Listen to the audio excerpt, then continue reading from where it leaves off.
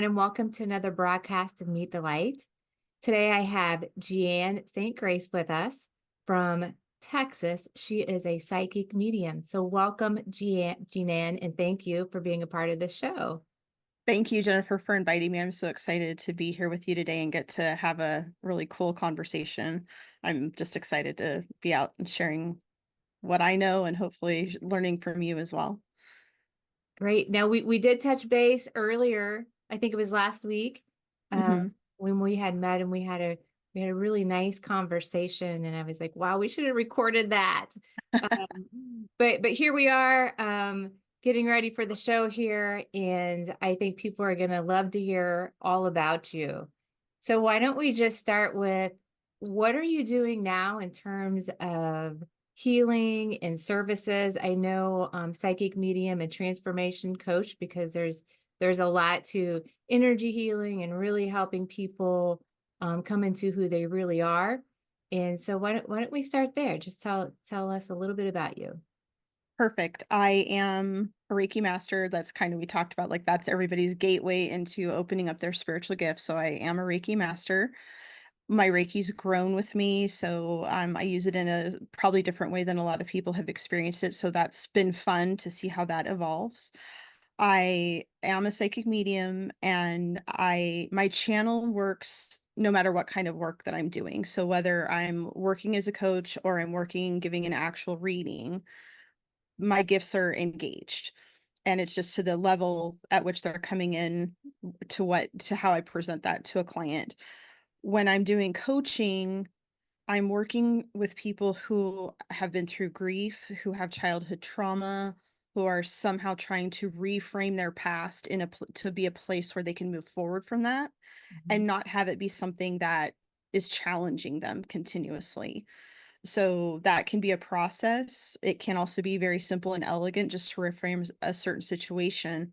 But my real overarching goal is to get people living heaven on earth, where they're aligned with their life, they're making the best decisions that they can, and it's really the life that they want to live. My whole purpose in life is to get people living heaven on earth. I love that. The heaven on earth. I think that's where a lot of us are, aligning our lives to, and what we're trying to help other people come into as well.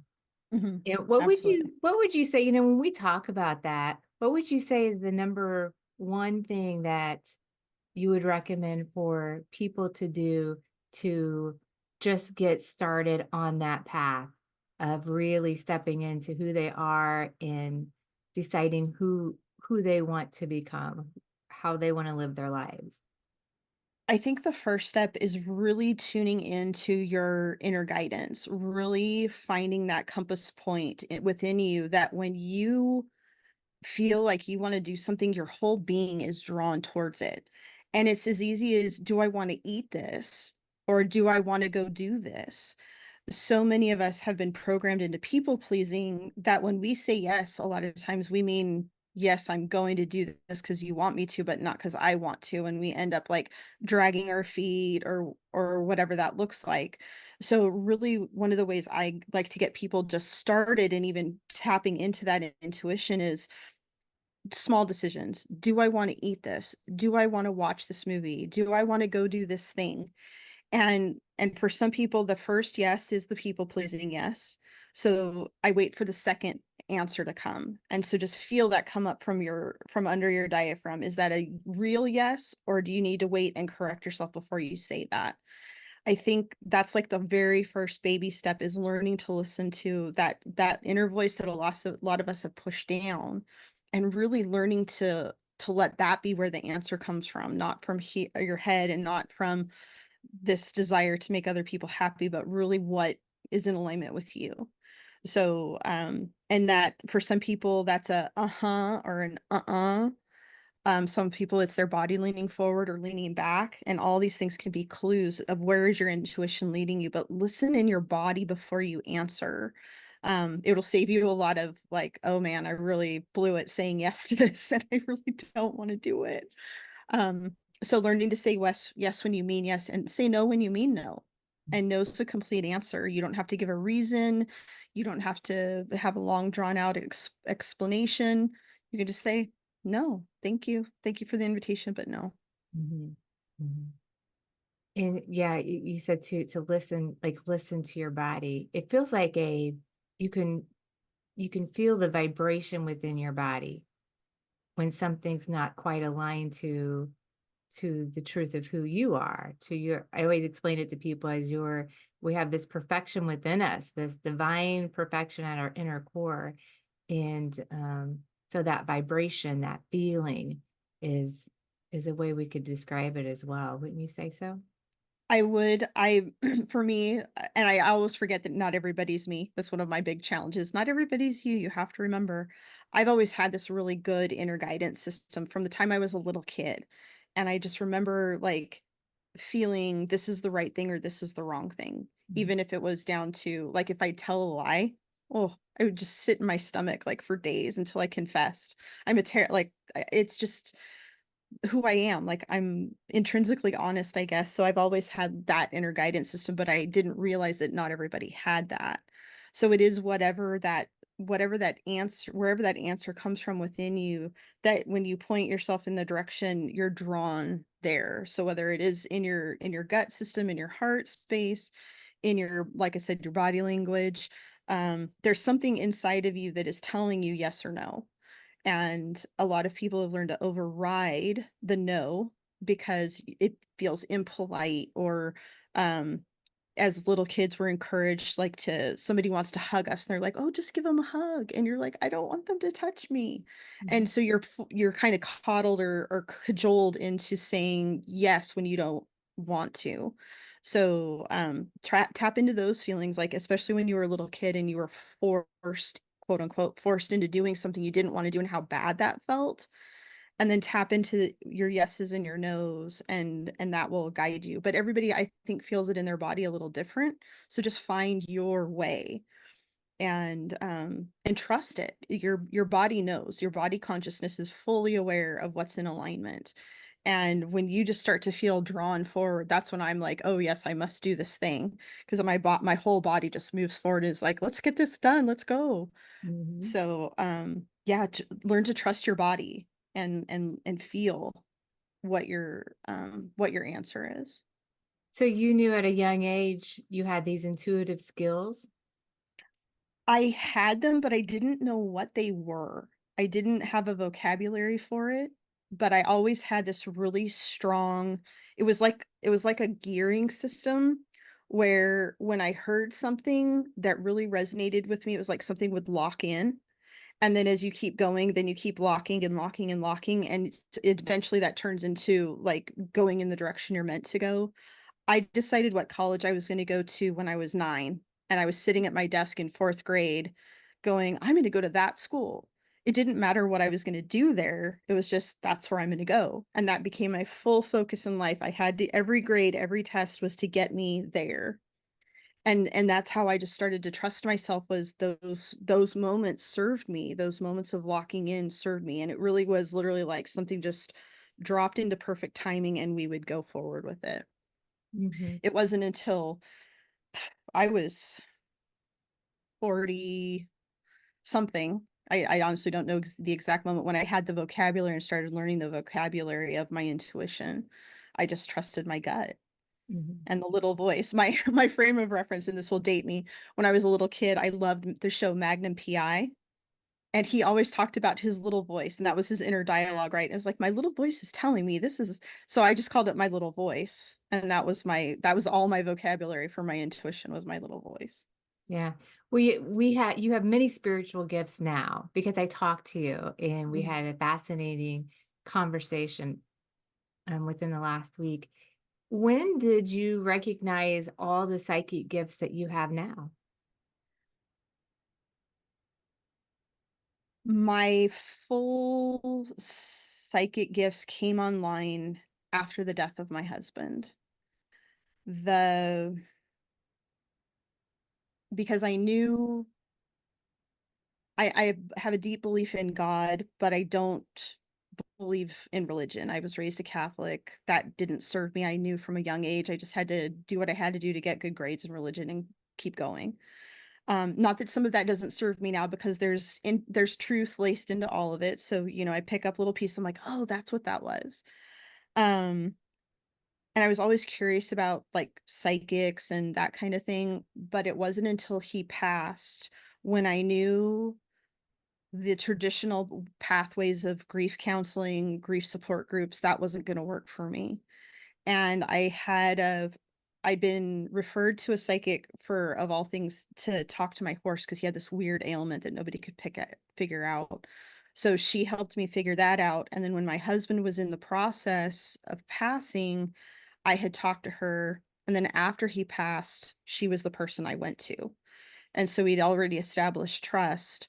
And then as our relationship grew, come to find out she's a Reiki master. She teaches psychic development. She teaches mediumship. She teaches light language. She teaches um, different modalities for intuitive and energetic healing.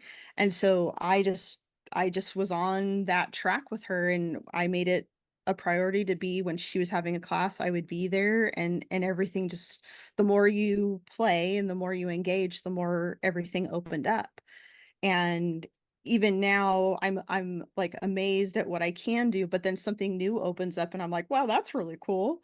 So it's like this ever evolving ability to like open to more things, tune in more frequencies, receive different messages from different types of entities, souls, spirits, animals, my own intuitive channel, um, all of those things just really start to come together, and then it's just this vast tapestry of information that you can draw from. Oh, yeah. I love that.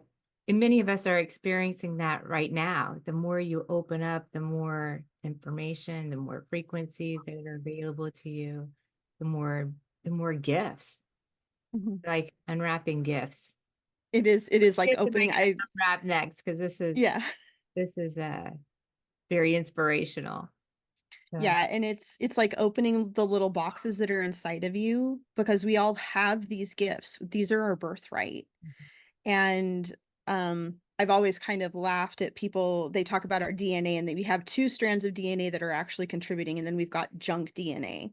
I firmly believe, though I have no scientific background in this, that that junk DNA is where all of our gifts are latent, and they're just waiting for us to energize them and open to the light, and let the light energize and really start turning on all these gifts that we have. And I think it's easier and easier because more people are coming online. And so it's like this ripple effect of the energies and the frequencies are starting to grow. And so we're starting to resonate with each other, and we're starting to figure it out. Um, I firmly believe everybody can do this. And everybody's had that moment, like, oh, you're thinking of somebody you haven't talked to in 20 years, and all of a sudden your phone's ringing, and that's them. We're all connected. Um, and not only are all of us people connected, then we're also connected to the land, and to the trees, and to the grass, and to the animals, and to the water, and all everything that has consciousness, which is everything. It's all a single stream of consciousness. It's just, what can you tune into? mhm. Oh, that's a great way to describe it. I love that. Yeah. So I was kind of lost, kind of going along with what you were saying there, and there's some things that popped in my mind, and now they're gone again. So um you do a little bit with numerology as well. I do. I call it soul path numerology, because it's been growing from how I was originally trained. Its original name when I learned it is called soul to contract. And it's a numerology that's based on the Hebrew alphabet. So it's a form of numerology, but it's tied into the energies, and how we describe the values is really deeply tied into the stories around the Hebrew alphabet, the characteristics, the challenges, everything that comes from each of those energies. In the Kabbalah, they talk about, like, there's stories for each letter and how each letter is formed, and then as they create words, then there's meaning on meaning within the words. So this is layering of energies. And so there's this rich amount of information to draw on through this numerology, and it is soul level. Like, this is the high, like, the overarching plan of your life. Like, what are your challenges going to be? What gifts are you bringing in? What goals do you have? We even have life purpose or soul destiny layered into that. So you have this um, progression, if you want to call it that, of challenges, gifts, goals, challenges, gifts, goals that are both in the physical and the spiritual, that ultimately lead you to where are you supposed to be. And when I talked about heaven on earth, my soul destiny in the numerology is 8, which is letter Het, which is all about being a portal. It's about infinity, and it's about creating heaven on earth, having one foot in the physical realm and one foot in the spiritual realm, and being the bridge for that. Great. Um, in shamanism, it would be like Jaguar in the West, of holding that space of being the bridge between the two. So, every modality or every belief system that I've come across has kind of that theory to it, but it is that bridge between lightness and dark, spiritual and physical, um, and that helps me to keep my vision clear of this is what you're here to do every time you're working with somebody, is just get them a little bit closer or a lot closer, depending on how deep the work is let's go there.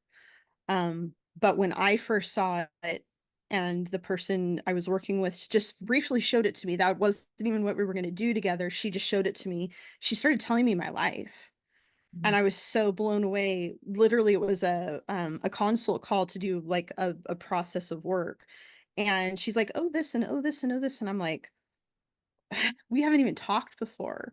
And I was like, okay, I need this. I need to understand this. I need to share this. It was just that transformative. All the work I'd done before that was transformative. This was the thing. This was the thing that got me really rolling and really stepping into having a really grounded foundation for my practice to grow from. Because I think if I can share this with every client, whether that's what we're going to do or not, I know how to approach them. I know how to work with them. I know where their hiccups are going to be or where they're going to have resistance. Um, and it helps me understand like the other people in my life as well and how we fit together, because there is like a relationship aspect to it as well, where you can see where your energies play and what you're drawing in for each other. So you can tell I'm passionate about it, and I could talk about it all day. It really is like my first love. Like, being a psychic's cool, being a medium's cool, doing the energy healing's cool, but this was the thing that I really felt connected to, and that I really feel passionate about. And like I said, it's been growing from what I was taught, so it shows itself to me in different ways. And so I'm tapping into that ancient wisdom of the Hebrew letters and the Kabbalah and the Zohar. All those things are starting to percolate and bring their wisdom forward for me. Mhm. Yeah, the Rainbow Bridge. Uh, Yes. I like the bridging. I feel like there's a lot of people. I call that, to me, that sounds like what I call perfect balance. Mhm, Whenever you can work from your guidance system, because that is the spiritual realm, and also be able to be very grounded on earth as well. mhm. Perfect balance between the two is what's really going to make a difference on the planet. Yes. Yeah. Yeah. Yeah, and we really need to think about, because we can't, it'd be wonderful to just go play in spirit all the time, but that's not going to work in the physical realm. We still have to like function here and go to the grocery store and pay our mortgages and do those fun things that we all have to do as humans. And the real meaning of the work, I think, is when you go off into the spiritual and then you can bring it back down into the earthly plane and then share it. And Mhm. that's where the shifts happen, and you're shifting the vibration. And I'm sure you're doing that in your work as well. Yeah, that's my main driver, is to Mhm, with that shifting of the vibration. And what we do with clients as well. And that's what you described, is helping them. And we talked about opening the gifts. You mentioned that everyone has this ability, and they do. Everyone has the ability to really open the gifts that they have. Everything is from within, that the mhm, power is from within. mhm, And I think it's quieting the mind. trying to quiet the mind. So really learning, one, meditation is for some people. There's many ways to meditate, right? Mhm. Um, what are some of the tips you give your clients as far as meditation or just quieting the mind? Meditation, first of all, exactly what you said, meditation comes in all forms. And one of the great falsities or fallacies that I think was perpetrated on me was that multitasking is a virtue. And because the more I felt I could multitask, the better I felt about myself. Like I can do 5 things at once. Well, that's not really how we're programmed. So meditation can be as simple as doing the task in front of you without concern for what the next task is.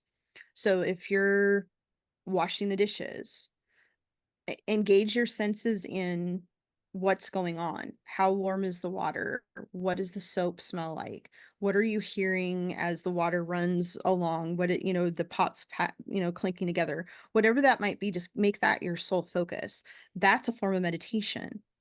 If you can be in your car and turn the radio off and maybe even roll the window down so you can get the smells. It's amazing what's smelling outside as you're driving by it, like the grass and the trees and the water and the animals. Like that's an amazing sensory experience that a lot of people don't get unless they ride a motorcycle or have a convertible because our cars are so encapsulated now the smells don't penetrate.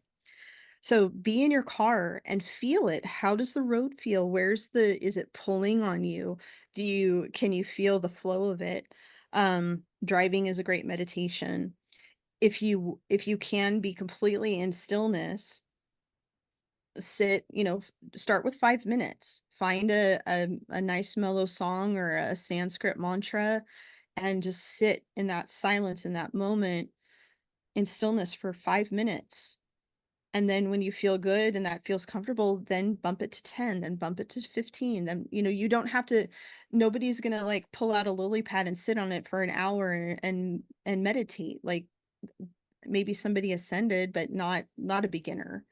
Mhm. And that's not the expectation. They say that 5 minutes of meditation is like 2 hours of good solid sleep. So really 5 minutes a day, we can all do that. Yeah. That's easy. So I just like to tell people find what works for you and then build on that.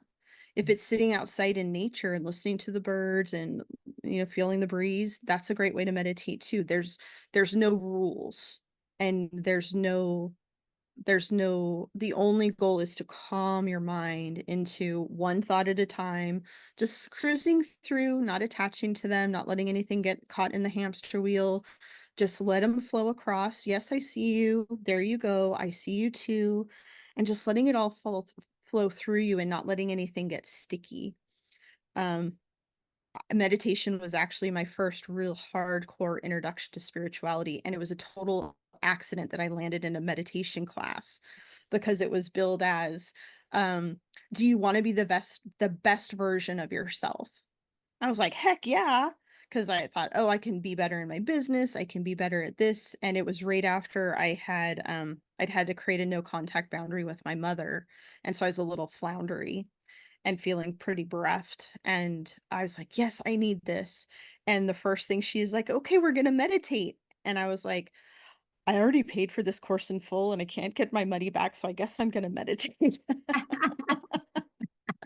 I think that's how some of us do fall into spirituality or, really bumping up to the next level because we're driven by something for growth. Maybe it's a personal growth, maybe it's something else. And then we realize, oh, wait, there's more to this than what I realized.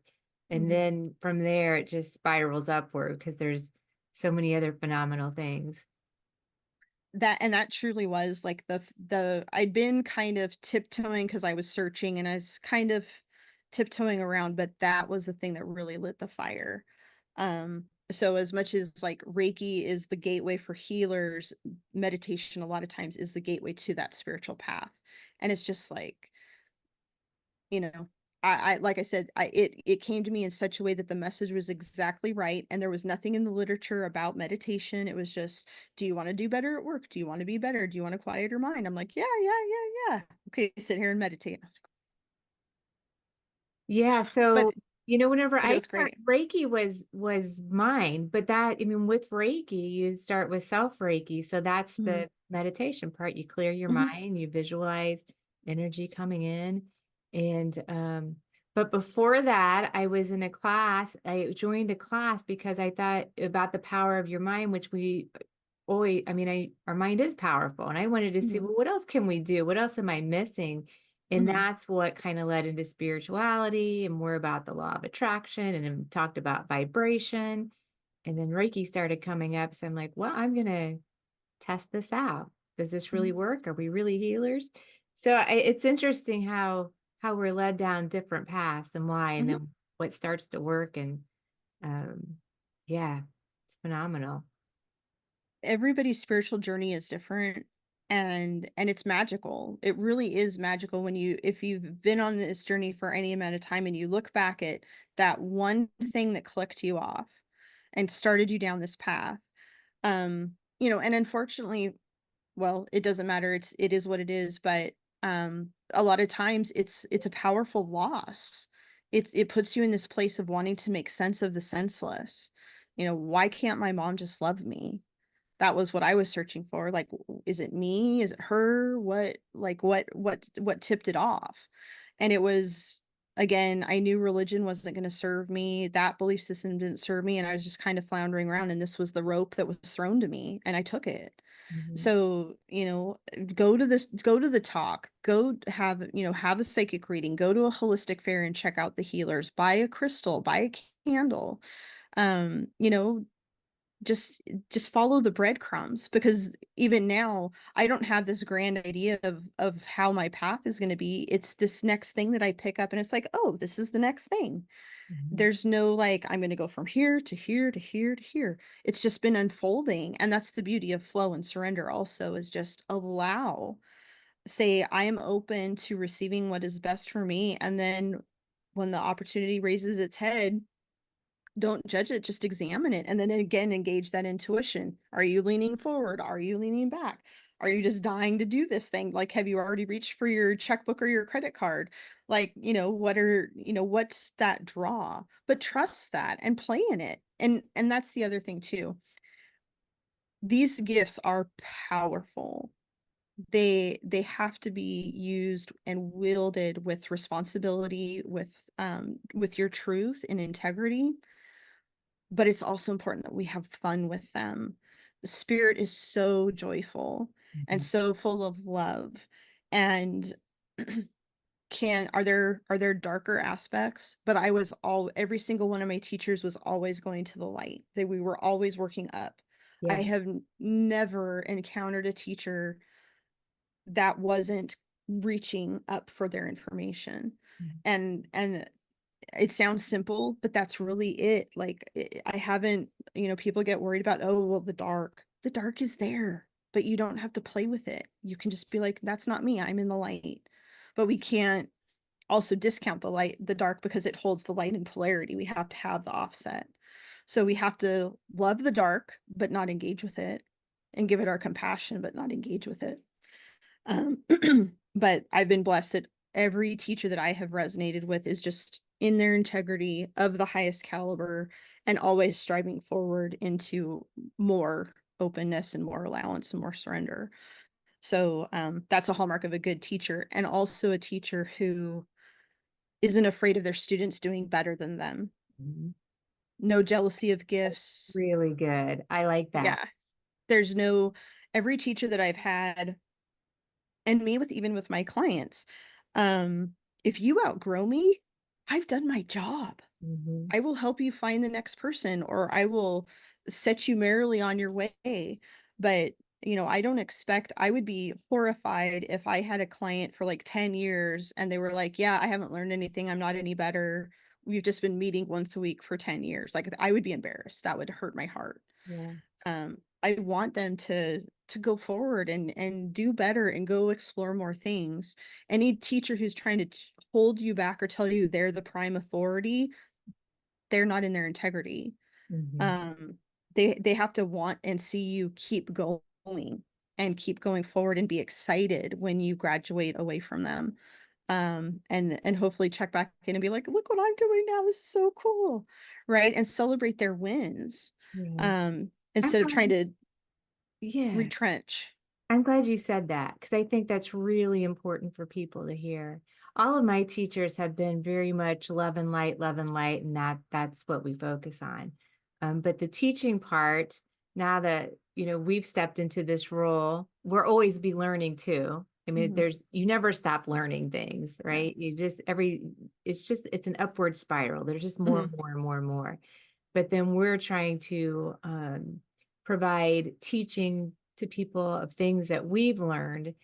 And for students, especially with Reiki, because that could be one of the first steps that people learn. Not always. Sometimes people have different skills and they come back and add Reiki so they can combine modalities. Um, but then I think you just have to let the students, figure out like what resonates with them and allow them and encourage them to go on their unique path. Mhm. Do you have anything else to add about that? Because you've had said so much great things about teachers that there's um there's more that people need to hear about that, I think. Yeah, I think so because I don't want to say we all are taught to venerate our teachers, right? We're all taught to look at them as they are holding some wisdom that they're supposed to share with us.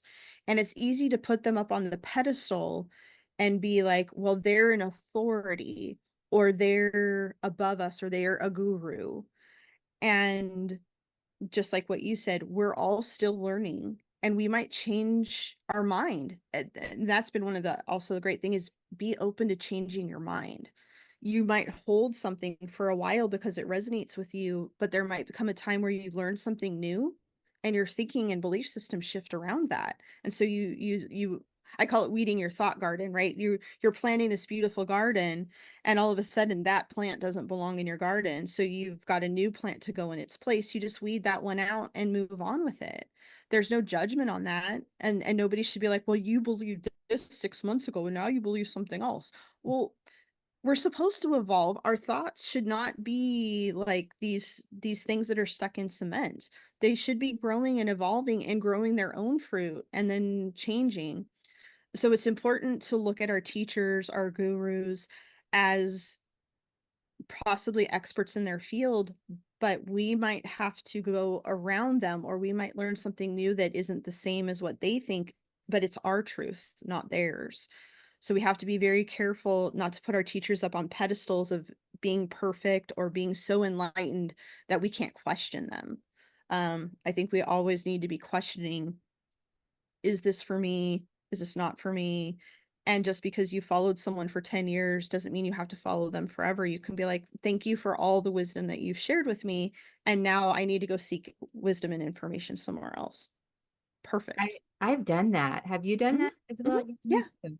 I was yeah. very grateful for everything I've learned from anyone, but then there were some points where I said, okay, I've learned what I could here, and I was kind of pulled and guided to go other places, but still Mm, very grateful for all the teachings that I had mhm. from Yeah, the teachers. Yeah. And that's okay. yeah. There's no judgment on the path. The path is just the path. Mhm. And that the judgment part is an old structure that we really need to let go of. And it starts even when we're children. Like, oh, little Johnny, what do you want to be? I want to be a fireman. And then next week it's like, little Johnny, do you still want to be a fireman? No, I want to be a cowboy. Well, then they're like, well, last week you said you wanted to be a firefighter. Well, so he's 2, he's 5. Let him be a firefighter, let him be a cowboy, let him be a cowboy firefighter, who cares? But don't lock this kid into a career at 5 years old because he once said he wanted to be a fireman. Mhm. Like, let them evolve. Don't pigeonhole them. We're too quick to pigeonhole people. We're too quick to put labels on and then say, well, if you choose a path and then go off of it, then you're whatever judgment that might be, flaky, inconsistent, whatever. We're always course correcting. And as adults, then we have to know when it's time to make a change.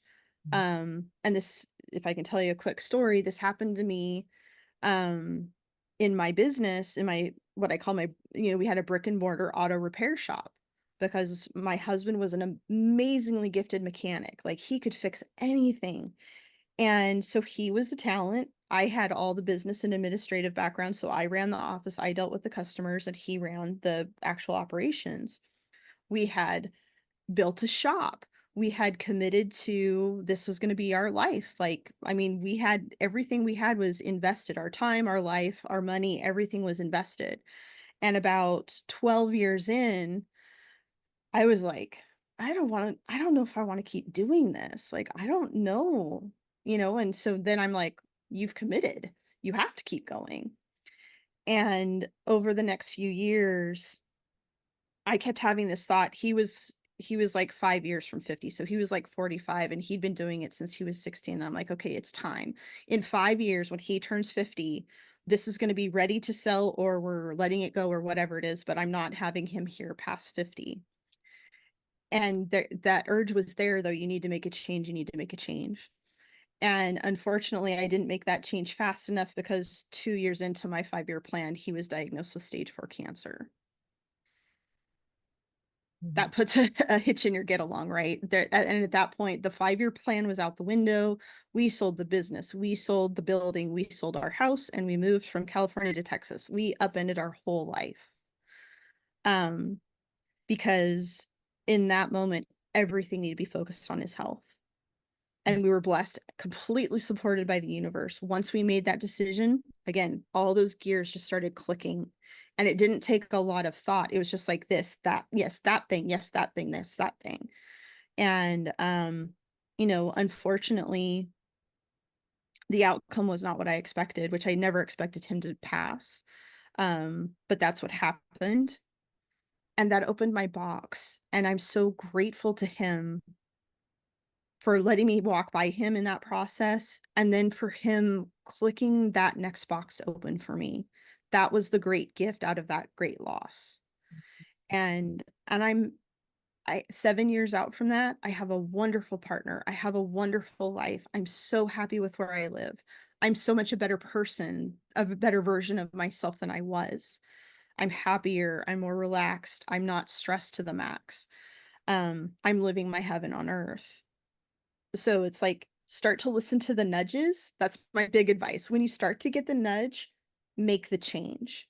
This Mhm. doesn't feel quite right. This is feeling itchy. This feels sandpapery to me. Where can I ease this? Find the ease, then find the next ease until you've course corrected yourself into alignment with your truth. Um, so, just trust yourself. And I know I probably am answering your question like 10 times what I should, but it just kind of flowed through me of, don't wait for the baseball bat. Let the feather nudge be the thing. Let that little gentle breeze, that little interior voice be the thing that propels you forward, not the baseball bat. Yeah, there were so many golden nuggets of what you went through there.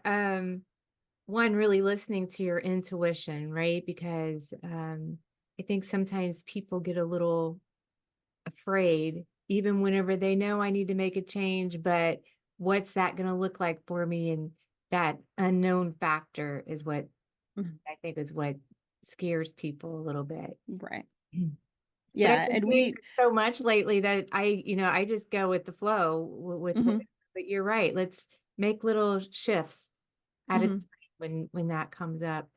And then the other thing you said was decision. As soon as you made a decision, everything started to click.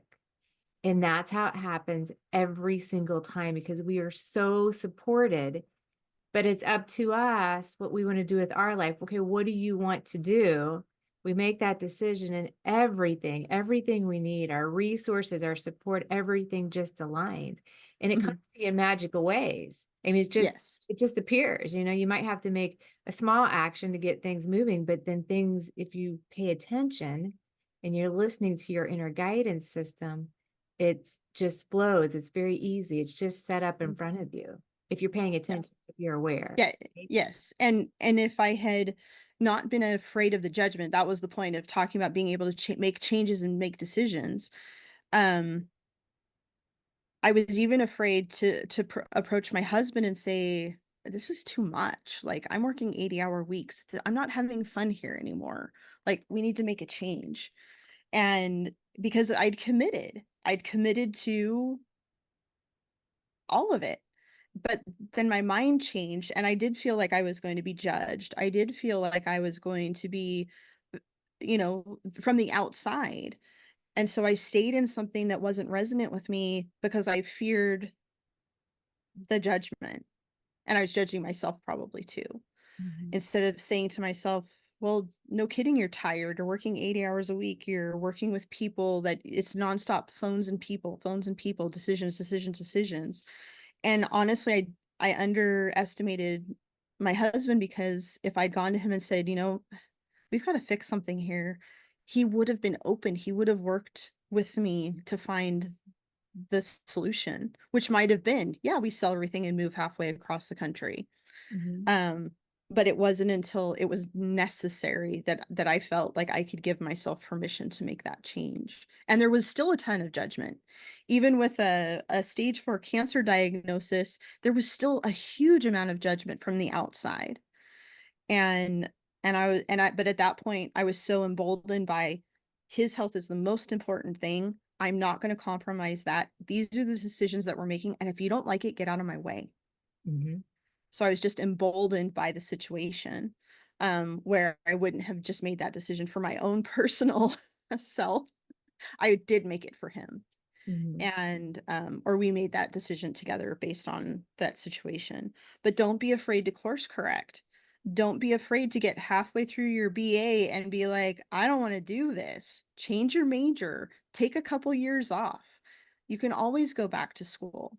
You can always get a different job. You can always move. You can always move back. Like, nothing we do is ever set in stone until we transition back to spirit.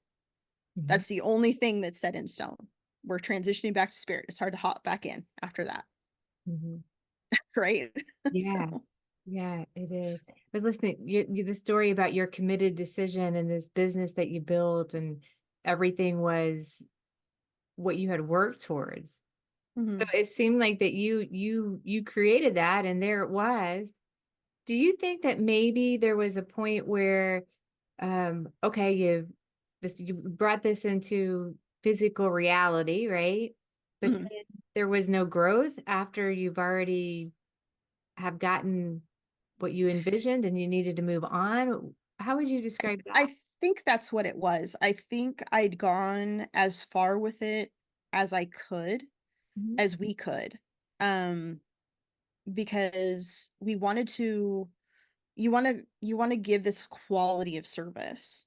You want to really, like what I bring to my clients now is what I brought to my clients then. Honesty, integrity, what's best for them, what's best for their budget. Is this car worth working on? I can't tell you how many of those conversations I told them where it's like, we could spend $1,200 on this car, but it's a $1,200 car. Like, is this what you want to do? Mhm. Um, and two, he was, like I said, he was 45, so he was in that place where his priorities were starting to shift. I was 40, my priorities were starting to shift, and I'd been in that meditation class, and I was starting down the spiritual path, and I think it was coming out of alignment. Mhm. Because the decision to start the business when we built the building was one of those click, click, click decisions. It was, we sat on the corner and we're like, that's the place. We're going to build a building. We're going to build a business, and we're just going to do it. And again, that was not effortless, but it was fully supported. Like, there's always those little, hiccups, but we were fully supported in that. So it was the right path. It was just that path was starting to diverge, and I didn't see that it was okay to let it diverge. I thought I had to go down the road with it as far as I could go. And for some reason, the milestone of him turning 50 seemed like the point that was okay. Me deciding I'm done wasn't the enough, but it really should have been. Mhm. Um, but also, there's no judgment on the path. The path has led me to where I am now, Yeah. and I'm grateful and I'm blessed and I'm happy. So whatever the path was that led me here, deeply, deeply grateful.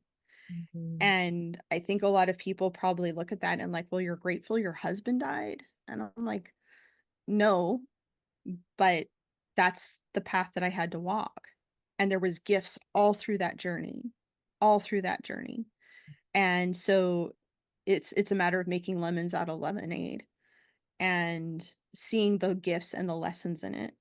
And I try to model that for people because I know losing a loved one, losing a job, having some financial crisis happen can feel like the end of the world. But if you're still in your body and you're still walking around, then you've got more work to do and you have another path to walk. And there's gifts laced all through that. There's opportunities laced all through. And I said this on my podcast a couple weeks ago. Manure is the most fertile ground. Manure is the best fertilizer for anything. So if you have to go into the, part of my language, shit, that's your fertile ground. That's your fertilizer for your next level of growth. And you've got to go through it. And you've got to kind of let it settle around you and take the benefit from it and then move on Mhm. and grow and flower and fruit and seed and then grow and flower and fruit and seed again. Mhm. It's the fertile ground. It's the best fertilizer. Ask any farmer. That's the best fertilizer. Yeah. Yeah. It's like create, create, create. It just keeps going on, right? Hmm. Yeah. We the shift. So that was a shifting time frame for you, but I feel like shifts are happening very, very, very quickly right now for people. Yes. Yeah. And it might, I don't know if it's harder for people. I don't know if they understand exactly what's going on. What would you like to say about all the shifts that have been occurring? Mm. It can make you feel like you're a little crazy or disoriented, and it can be scary. It can create some fear because what and just in the last couple of weeks, just to set a timestamp, we're 2 weeks out from the attempted assassination on President or former President Trump. That was, to me, that was a huge shift that happened in a second. That was, love him, don't love him, whatever your perception of him is, the timeline shifted like an earthquake in that moment. That could have been a historic loss on the level of even JFK being killed. Like that, it would have been that pivotal of a moment. So when we see something live in real time of a shift that can happen in the snap of a finger, those snaps are happening all the time now. And so it's important now more than ever to be very grounded. And when those shifts start happening around you, to like let yourself catch up to the shifting that's happening. And we're in, Robert Edward Grant is a scientist and he explained this very clearly, so I'm going to hash it. But um because the trajectory of the earth and its orbits is elliptical, there's a place where we're in faster time and a place where time is slower. It's that slingshot effect, right? When you're in a race car, you're going to go faster out of the turn than when on the straightaway. Like you're it's that slingshot effect. Mhm.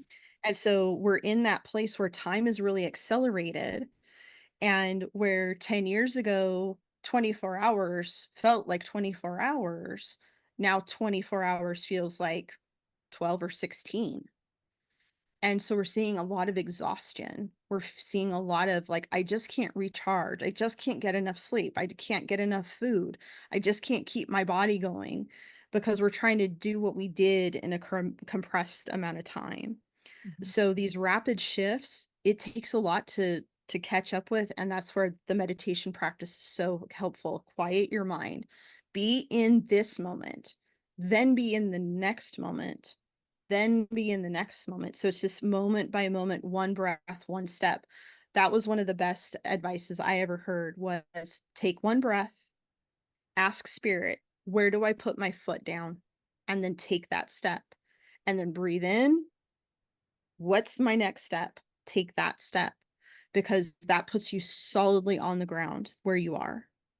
Mhm. And if you hold yourself in the now moment, the past is fine and the future will take care of itself, because every moment is guided. And that really is my best advice for the shift that we're in, because it's happening so fast. Like just the last 2 weeks, like if you start that moment from the attempt on his life till now, how many things have shifted? Not just in politics, in the astrology, in, yeah, keep track of astrology. Find an astrologer that you like and start to follow them, and pay attention to what's happening. We're coming up on a retrograde. Our tech's going to be messed up. Our patience is going to be low. These little fires are going to pop up and we're going to have to stamp them out. Um, that's been huge for me, is just knowing it's not just me. This is the whole energy of the world right now, is this um I think we're in craziness. exciting times, Oh, and it is. Absolutely. exciting, and when you understand and you can quiet your mind and you can trust and have faith and know that you're completely taken care of, it can be a very joyful time. I have noticed that the perception of time is speeding up Mhm, for sure, but there's ways to manage that too, because we have to teach ourselves how to work within that perceived, you know, time mhm, compression, if mhm, you will. And I think it goes back to how you had described, um, your one being in the present. So work on the one thing now. If mhm, people get up and they have action item lists, write down a few things you have to do for the day, but focus on just the one thing first until it's completely done. So that way your energy's with that, and then move on to the next. I mean, those mhm, are little tips that will help people, mhm. if they feel like it's too much. Yeah, and be out, don't be in fear. Mhm, I feel like there's, for lack of a better word, forces. There's energies that create fear, and fear really does paralyze us. And so if we can get out of the fear and, like you said, have faith, trust that everything is a full unfolding according to a plan mhm, that is for our highest and best good as individuals and as a collective, let the fear go, mhm, because it's just making you hold your breath.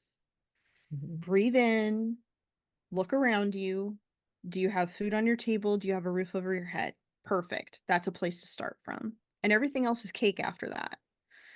So, just be at ease, find a time to relax in this compressed state. Find time to relax, have some fun. Fun actually expands time out. Um, there's a C.S. Lewis quote that says, "Joy is a serious business of heaven." It is, right? That's my new mantra. Like I want to just plaster that all over every room of, be joyful, find some time to play. Um, if you're tired, rest. If you're hungry, eat, and find time to play. Like those if you do those three things and mix your work in there with that, Mhm. that's a happy human. That's a really happy human. Find what makes you joyful. And if Mhm, and if your work is joyful for you, that is the best prescription, I think. mhm. Is Yes. is if your work is uplifting and you get up and you enjoy doing the work that you do, I think that's really, really important. It is a blessing. Like that's kind of the ultimate. If your work is joyful, that's amazing. If your work fuels the thing that is joyful, Mm, that's the next layer. Because if you love to go to the lake and the daily job pays for the boat and the gas to go in it, and you find joy on the lake, then that's your inspiration. If it's whatever that joyful thing is, if your work is fueling and paying for that, then that's the next level of inspiration. Because if you can't do the work that just brings you joy, not everybody can do that, but think about what the work you're doing gives you, and where does that joy come? Where does it bring you joy? That's the next layer of that, because I like to give people that option. Like, well, I want to be a jet pilot. Okay, well, that didn't quite work out. So, it pays for your flying lessons, it pays for your flight time. So just keep in mind that if your work is not your passion, it fuels your passion. It gives you the ability to have your passion, mhm, until you get there, if it's viable, right? And everything's same thing. If your passion is your purpose, then you'll be supported when you commit to it and go out and do that thing. Um, It's just, keep the bills paid, keep food in your belly, that kind of stuff. We can't I think there's a lot of, some people spiritually are like, we're way up here, we're way in that ether, but there's those intermediate steps. And it's important that we honor those steps and honor the people that aren't quite ready to throw their towel in 100%, but they can baby step it up there. So, have your job that helps you do the thing that you love. If Mhm. it's not, um, if it's not that thing, if that makes sense. Yeah, because I think everybody can do what they love to do. Mhm, And I love how you're saying the baby steps, because I think what helps with that is, one, it keeps you in a good energy, knowing that you're going towards what's fueling your desire, what's bringing you joy. And you're also in the process working on your mindset for that mhm, positivity, positivity, positivity, your higher vibration. And pretty soon you get to where you want to be just by mhm, lifting, lifting, lifting, right? mhm. Yes. Yeah. And in mindset, if you walk into, our we have to be very careful and purposeful with our languaging and even with our thoughts. If we walk into work say you work a Monday to Friday job, if you walk into work Monday morning saying, it's a Monday, it's gonna suck, guess what? It's gonna suck.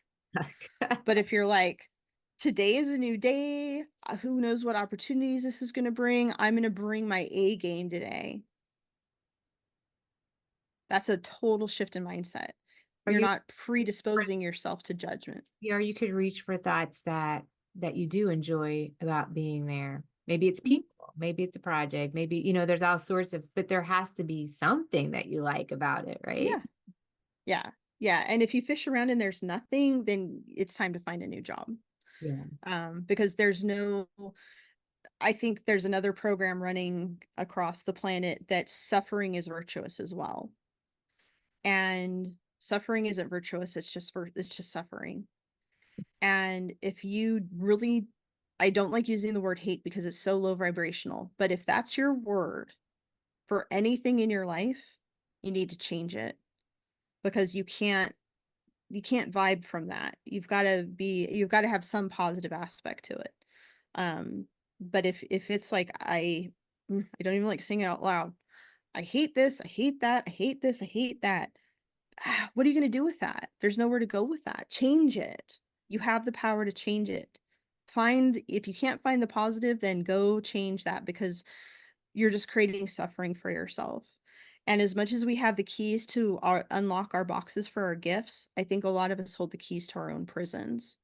And we're keeping ourselves small out of fear of being ostracized for being successful, or we're keeping ourselves down to keep from being criticized, or what's the reason to stay small in a place that is like a prison to you? Find the reason and unlock that box with that key. Get yourself out of the thing that's holding you hostage. um because if it's somebody else's judgment, that judgment's not valid, and you have to let them go. You have to let go the weight of that judgment and just be like, that's your opinion and that's none of my business. Because we can't, like I said, even with a diagnosis and a solid reason for us to change our lifestyle, there were still people like, can't you just I bless my neighbor, he was really sweet and he was a huge help to us, but he looked at me one day, he goes, are you okay? I said, "Yeah, I'm fine." I said, "Why?" He goes, "'Cause," I said, "'cause it looks like we threw all the pieces of our life in a paper bag and shook it up and then just started pulling pieces out." He goes, "Yeah."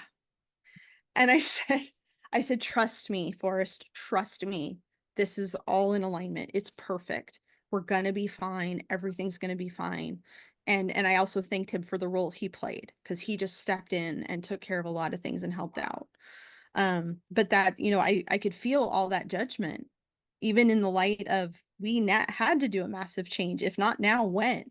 Mhm. Um, so there's always going to be those people, and a lot of it comes from fear that you're not going to be okay.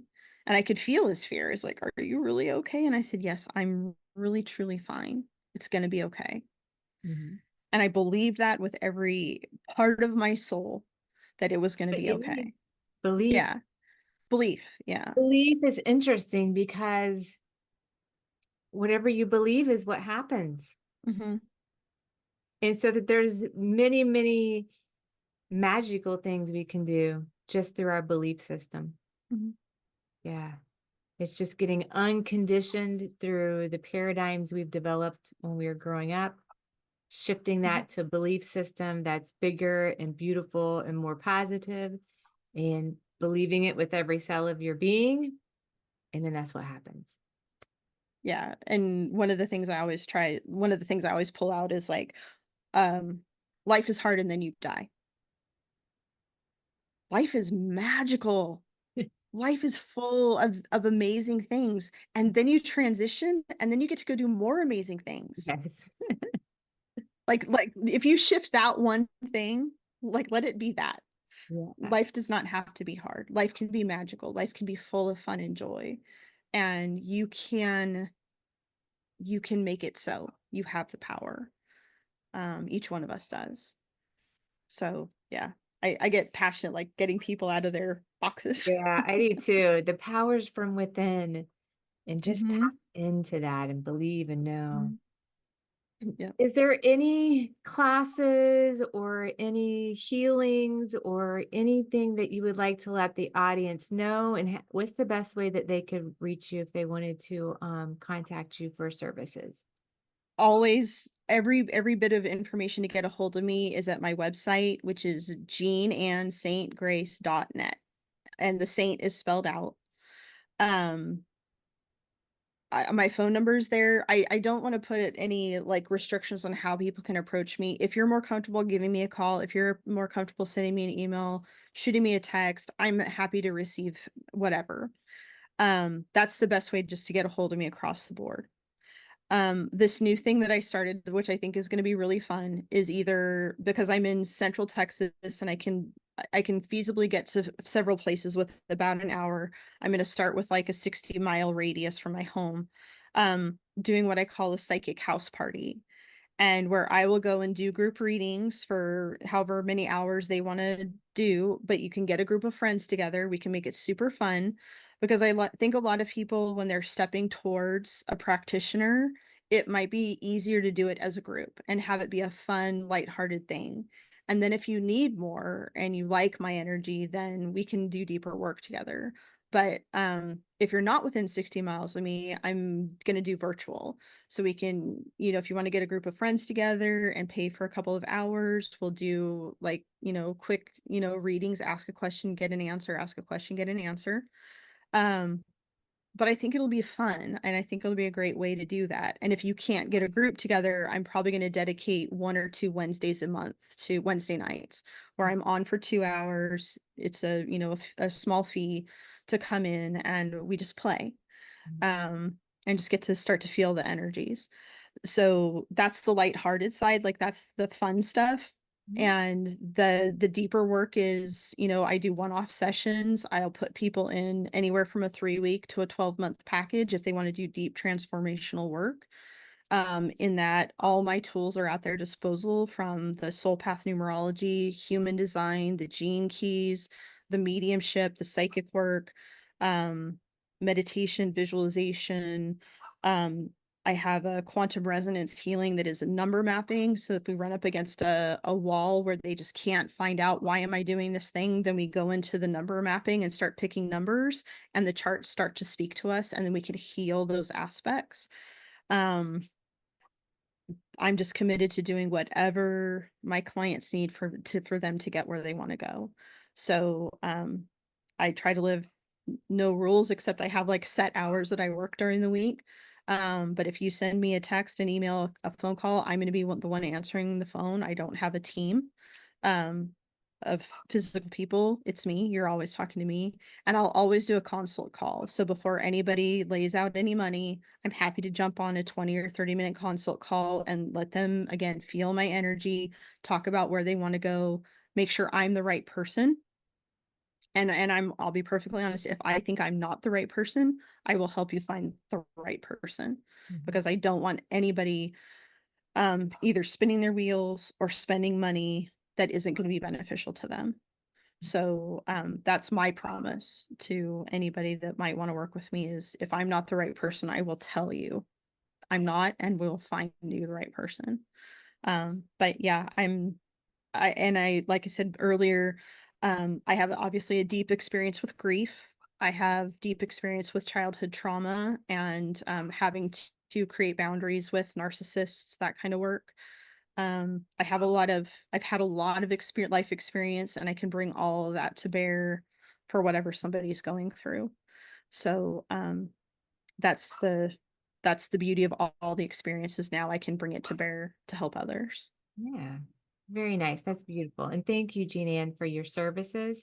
I highly recommend you for others because, the reading that you gave me the other day, which we didn't really do a full one, we were just talking, and did a little bit, but it was phenomenal. And Thank you. um, there was a lot of confirmation of things that you knew that we hadn't even talked about yet, and new Mm. things too. So I appreciate that.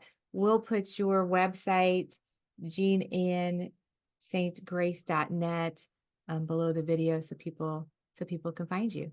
Awesome. Well, Great. thank you for the opportunity, Jennifer. I love talking to you. It's been so much fun. And I'm very approachable. Don't be afraid if anybody has a question, I'm here to answer. So I'm here to serve. So don't be shy, and don't be shy with anybody. Might feel a little bit like jumping the shark to enter into this realm of engaging with a psychic or engaging with a spiritual practitioner, or having a Reiki treatment. But if you're drawn into it, there's a reason why that person's in front of you. So don't be afraid. Don't let fear be the reason you don't do it. Take a risk, take a jump, give yourself a gift, and take the leap, because that leap is the thing that's going to project you into your future. Yes, it surely will. All right. Well, thank you so much, Jeanann. Thank you for your services. Thank you for your light. We appreciate you. Thank you so much, Jennifer. Thank you.